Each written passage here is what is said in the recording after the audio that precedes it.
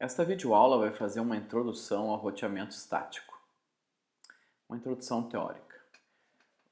Rotear é escolher o melhor caminho para os datagramas da rede passarem ao longo de diversos roteadores, da origem até o destino.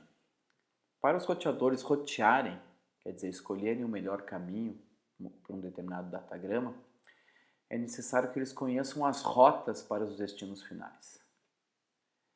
O roteamento estático é aquele no qual as rotas são definidas de forma manual pelo administrador da rede. O roteamento estático se contrapõe ao roteamento dinâmico. No roteamento dinâmico, as rotas são descobertas automaticamente através da troca de mensagens entre os roteadores. Portanto, essa videoaula ela fica restrita à questão daquelas rotas que são escritas, definidas e configuradas dentro dos roteadores pelo administrador de rede. Por que a gente estuda roteamento estático? Aparentemente, o trabalho com roteamento estático é muito maior do que quando se faz roteamento dinâmico. Afinal, é necessário escrever as rotas, é necessário configurar o roteador com várias rotas para que esse escolha o melhor caminho para os diversos datagramas. De fato, a gente aprende roteamento estático porque é importante conhecer como funciona um roteador. E do ponto de vista pedagógico, o roteamento estático acaba proporcionando uma aprendizagem da lógica interna de funcionamento do roteador, de como ele decide pelos melhores caminhos. Então essa é uma primeira razão para se aprender roteamento estático. A segunda razão para se aprender roteamento estático é porque o roteamento estático nos possibilita um maior controle das escolhas do roteador. Então, mesmo quando a gente configura um roteador para utilizar um protocolo de roteamento que proporcionará a descoberta automática de novas rotas, em algumas situações a gente tem que fazer uma combinação desse roteamento dinâmico com rotas estáticas, para ter um controle maior sobre algumas ações do roteador. Então, aprender roteamento estático é útil do ponto de vista pedagógico e é útil também para o futuro profissional poder fazer algumas exceções às questões de roteamento dinâmico. A lógica básica do roteador é olhar para um dado recebido e saber se esse dado deve ser descartado, se esse dado é destinado a ele mesmo ou se esse dado deve ser encaminhado adiante para chegar em um outro destino. Como é que funciona exatamente essa lógica do roteador? O que o roteador faz quando recebe um quadro? Bom, como se sabe, o quadro é a unidade de dados do nível de enlace. Então, o roteador recebe um quadro, ele olha para o endereço de enlace e tenta ver se é para ele mesmo ou se é para uma outra máquina. Bom, se esse quadro for para uma outra máquina, ele na verdade acaba não fazendo nada com o quadro, descarta, enfim. Se o quadro for destinado para o roteador, existem duas possibilidades. Ou esse quadro contém encapsulado um datagrama de nível de rede destinado para ele mesmo, ou contém um datagrama do nível de rede destinado para outra máquina. Se o datagrama é destinado para ele mesmo, então esse datagrama é passado para a camada superior, é passado para a camada de transporte. Mas a verdadeira função do roteador ocorre quando, dentro de um quadro destinado para ele mesmo, existe um datagrama destinado para uma outra máquina, para um outro equipamento. Nesse caso, o roteador tem que descobrir o melhor caminho para que esse datagrama chegue ao destino final. Quer dizer, nesse caso, o roteador tem que rotear. Essa é a função principal dele. Então, o que o roteador faz com um pacote ou com um datagrama, como quisermos chamar, que não lhe pertence, é rotear. No momento que o roteador tem que decidir por essa função, ele se depara com duas hipóteses. Ou o destino desse datagrama é uma máquina pertencente a uma rede, a qual o roteador está diretamente conectado, ou o destino desse datagrama é uma outra rede, é uma rede distante.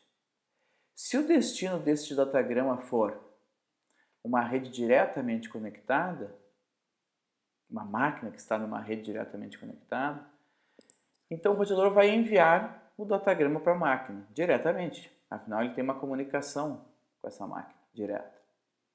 Se o destino for uma outra rede, então o roteador vai consultar uma tabela interna dele.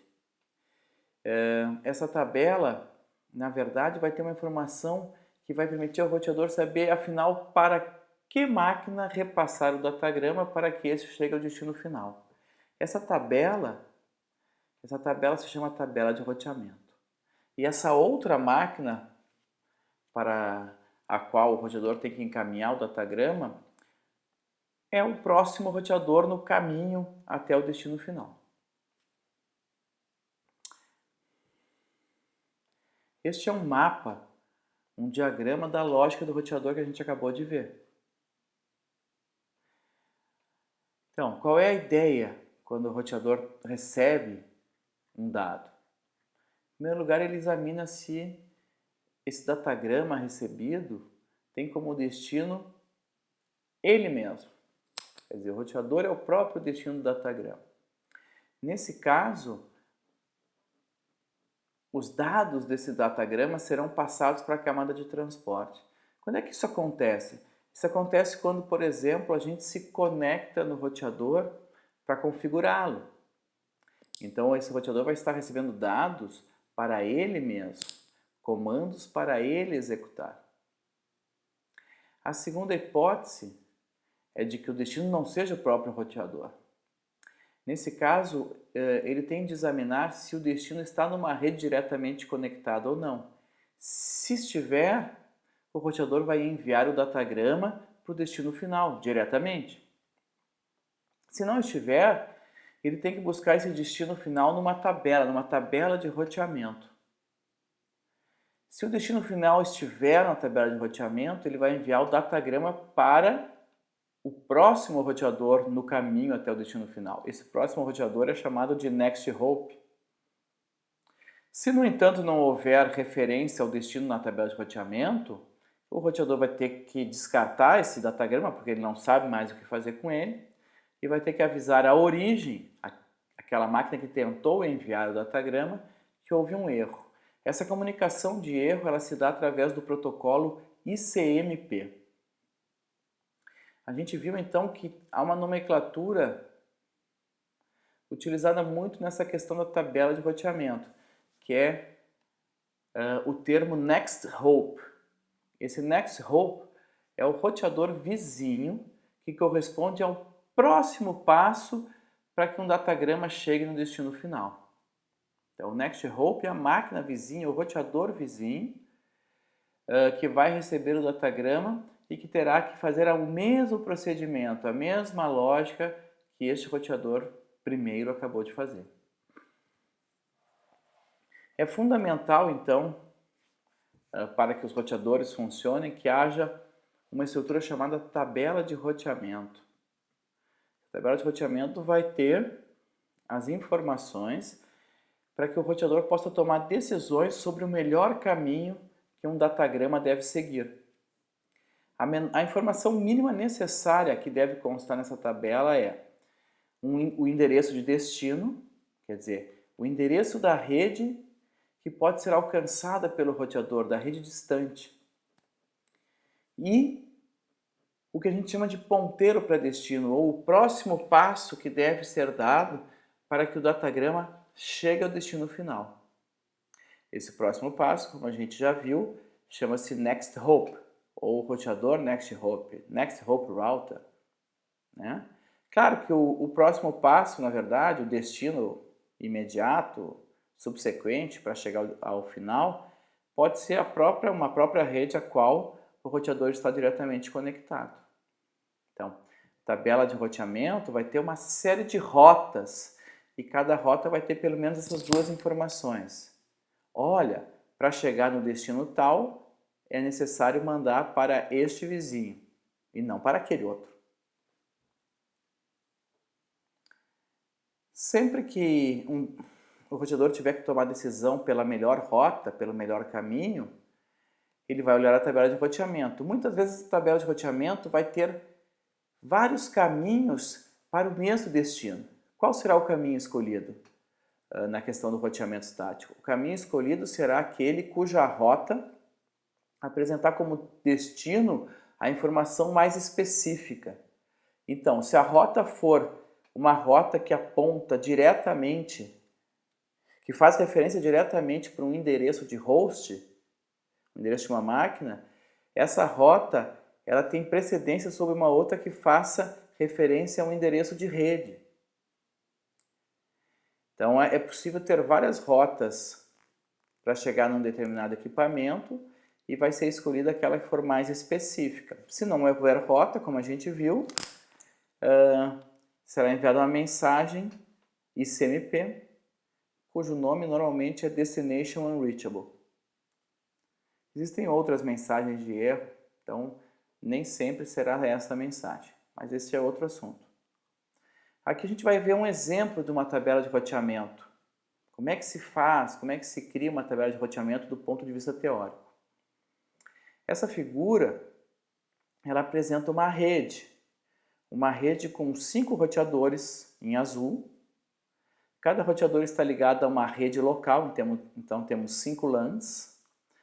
E há algumas redes de longa distância interligando os roteadores. A primeira rede local, a LAN 1, na verdade está associada à rede IP 201.132.51.0/24. A segunda está associada a 52.0/24, a terceira a 53.0/24, a quarta a 54.0/24 e a quinta a 55.0/24. Da mesma forma, a primeira rede de longa distância está associada à rede 200.200.1.0/24, a segunda 200.200.2.0/24, a terceira está associada à rede 200.200.3.0/24 e a última rede de longa distância está associada à rede IP 200.200.4.0/24. Como vocês podem ver, as redes estão bem definidas, cada enlace está associado a uma rede IP diferente, como manda a regra de distribuição de endereços. Abaixo dos roteadores é possível ver os endereços de cada uma das portas deles. O roteador 1 apresenta um erro, né? Se a gente olhar ali para o endereço da porta da rede local 1, a gente vai ver que em vez de estar 200.132.51.1, está 201.132.50.1. Esse é um erro de digitação na figura. Mas vamos pegar o roteador 2. Abaixo do roteador 2 a gente pode ver que o endereço da porta do roteador na rede local 2 é 200.132.52.1, que pertence à respectiva rede IP. O endereço da porta do roteador que está desconectada na rede de longa distância 1 é 200.200.1.2. O endereço da porta do roteador que está conectado na rede de longa distância 2 é o 200.200.2.1 e assim por diante. Então, o que nós queremos ver aqui nessa figura é como a gente faria a tabela de roteamento de um desses roteadores. Em primeiro lugar, a gente tem que identificar quais são as redes existentes. Existem 5 redes locais, como eu citei, e 4 redes de longa distância. O que deve constar na tabela de roteamento de um roteador? tem que ter uma rota para cada rede que não esteja diretamente conectada a este roteador. Qual é a lógica disso? O roteador conhece as redes às quais ele está diretamente conectado, porque a interface do roteador foi configurada para ele estar diretamente conectado. Então ele sabe qual é a rede. No entanto, ele desconhece as redes que estão mais longe. Por isso, tem que ter uma rota para cada uma dessas redes que estão mais longe ou, de uma forma mais correta, para cada uma dessas redes que não estão diretamente conectadas nele. Então, como é que se cria a tabela de roteamento em um determinado roteador? Em primeiro lugar, é necessário saber quais são as redes existentes, é necessário relacionar as redes existentes. E em segundo lugar, é importante saber quais são as redes diretamente conectadas.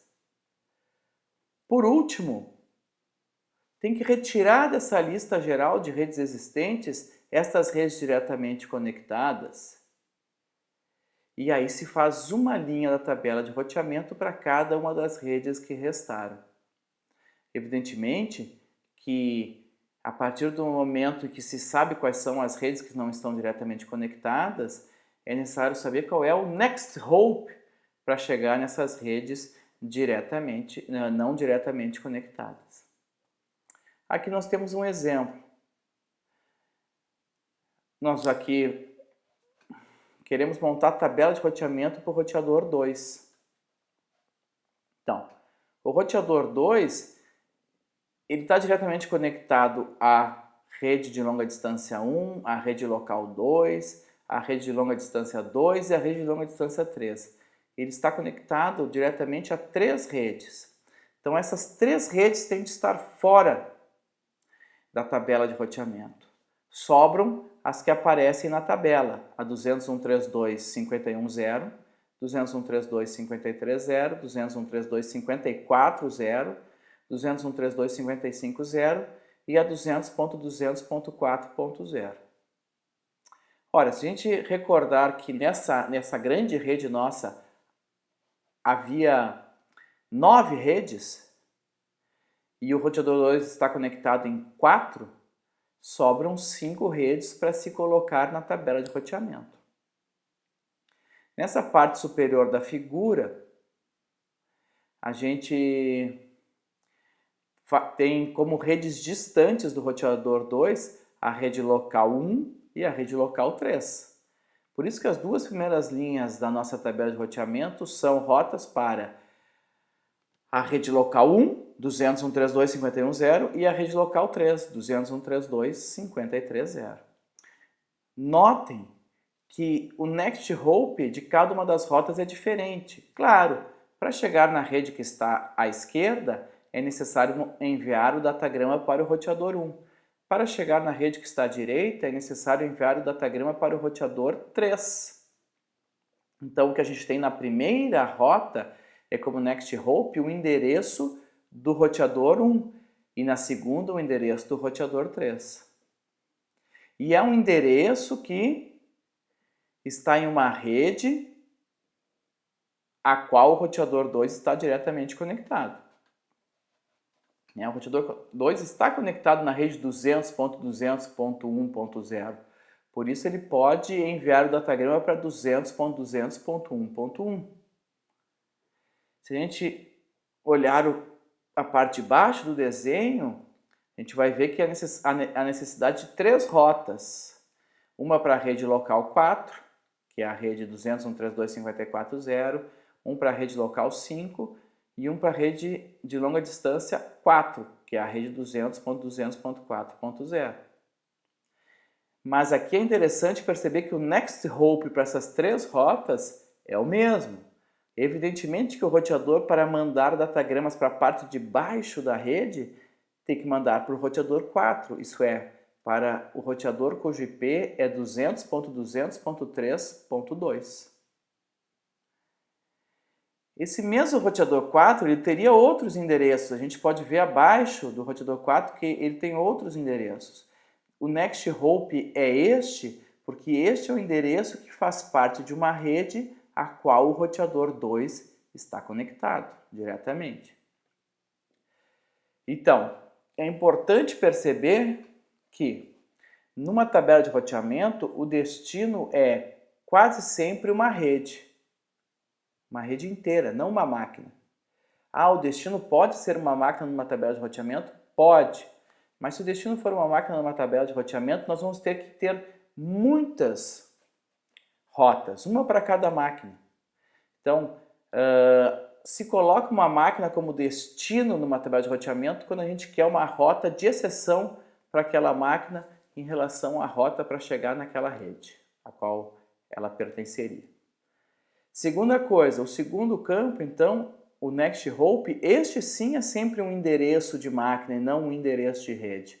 O Next Hop é sempre um endereço de máquina porque ele é o endereço do roteador vizinho, o endereço daquela máquina vizinha para onde o datagrama tem de ser enviado para chegar no destino final que é mais longínquo. Se nós pensássemos que há que se colocar uma rota para cada rede não diretamente conectada, os roteadores teriam tabelas de roteamento muito grandes, porque há milhares de redes na internet. Então a ideia é que se possa fazer um resumo de rotas, se possa juntar várias redes em uma única rota. Isso se chama sumarização de rotas. Uma sumarização de rota é a agregação de vários endereços em uma única rota. Para a gente fazer um resumo, para a gente sumarizar, para a gente juntar várias rotas em uma só, é necessário utilizar uma máscara diferente da máscara original da rede. Se nós nos lembrarmos da figura anterior, a gente vai ver que a máscara de rede na tabela de roteamento estava barra 24 em cada uma das redes, porque elas originalmente eram barra 24. A ideia, quando se resume, é usar uma máscara diferente para juntar redes. Então, nós temos esse exemplo da tabela do roteador 1. O roteador 1 está bem no canto esquerdo da nossa figura, mas mais importante que da nossa figura, bem no canto esquerdo da rede. No fundo, para chegar em todas as outras redes às quais o roteador 1 não está diretamente conectado, ele tem que passar uma mensagem para a direita, para o roteador 2.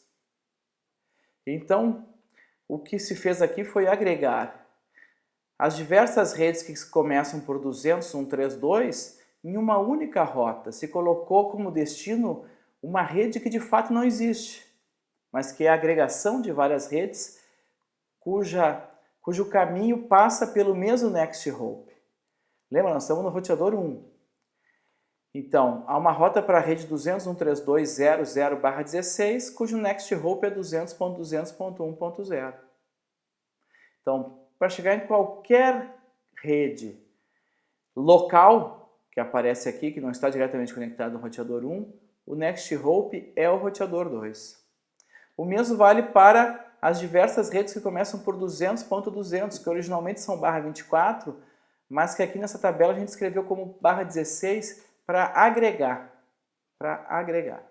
Senão, em vez desta única rota para a rede 200.200, teríamos três rotas, uma para 200.200.2.0, outra para 200.200.3.0 e uma última para 200.200.4.0. Essa agregação de rotas, essa sumarização, ela pode chegar ao nível máximo se nós utilizarmos o conceito de rota default. Se nós retirarmos essas duas rotas e colocarmos uma rota só, chamada de default, o destino, cada roteador expressa de uma maneira diferente, cada sistema operacional de roteador, mas poderíamos chamar de destino default, e encaminharia para o próximo hop, para o next hop, o mesmo endereço que está na tabela. Então, uma rota poderia substituir ainda essas duas. E esse é o cúmulo da sumarização de rotas. Então, resumindo essa apresentação, é importante que a gente saiba que a tabela de roteamento é fundamental para que o roteador possa passar os pacotes adiante. Ela vai ser consultada.